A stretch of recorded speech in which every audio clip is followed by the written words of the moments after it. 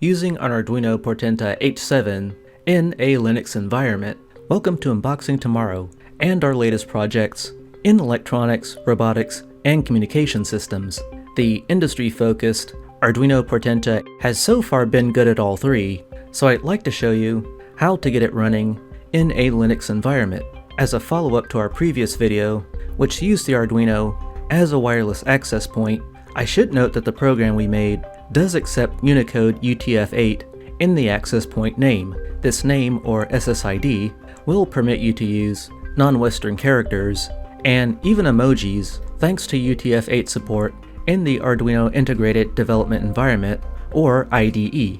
Today I'll be installing Arduino IDE for Ubuntu Linux 20.4 long-term support. If you already have Arduino IDE version 1.8.10 or later already installed, feel free to skip ahead, but do consider liking and sharing the video. This channel is small but growing, and every interaction seems to help. For this installation, I'm going to use the Arduino Portenta H7, a USB-C cable, and just like usual, my anti-static workstation. You'll need to have super user privileges, a web browser, and the Linux terminal. Step 1 is updating the software packages using a sudo apt-get update and a sudo apt-get install.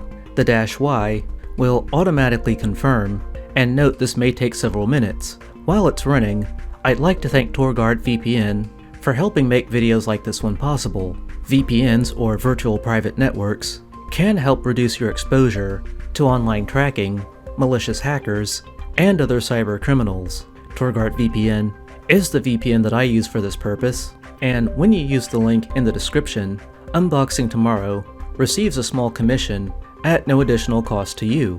Use promo code UNBOXING for additional discounts. After the update, it may be a good idea to reboot or log out and log back in. When you return, open the web browser and navigate to Arduino's official webpage, which is also linked in the description. I will note that I'm not affiliated with Arduino in any way, other than being a customer for well over a decade. The link is where you can find the latest IDE version, and as of February 2021, that file is called Arduino-1.8.13-linux64.tar.xz. If your downloaded version has a different name, I would suggest copying it into the clipboard and using that name instead of the one that I'm going to show here. The next step is to open the terminal. I'm going to create a brand new directory on the home directory called projects using the make directory command. The tilde in the file path is basically the same as typing /home for the home directory. Assuming the Arduino IDE was downloaded to the home/downloads directory, you will need to change directories, or CD, to the downloads folder, and then use the move, or mv command to move the Arduino download from downloads to the new projects directory. After the file is moved, I'm going to change directories back to the projects folder, and once I'm in the same folder as the tar.xz file, I'm going to unpack it by typing tar.xvf followed by the file name. After it's unpacked, there is no real need to keep the original, so I'll remove it with the rm command. When the tar file was unpacked, a new directory was created, and it happens to carry the same name as the Arduino version. We will change to that directory and finally install the application by running sudo./install.sh. Give it a moment to install, and when it's done, you can launch the Arduino IDE either by typing Arduino, all lowercase, in the terminal, or by searching for it in the graphical user interface. If you haven't done so already, plug the Arduino into the USB port.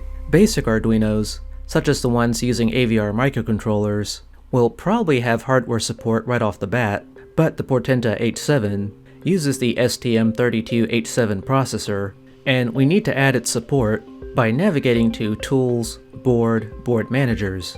In the window that appears, filter the search by typing embed and locating the options titled Arduino Embed Enabled Boards. Avoid anything that is marked as deprecated unless you have a specific need to use it.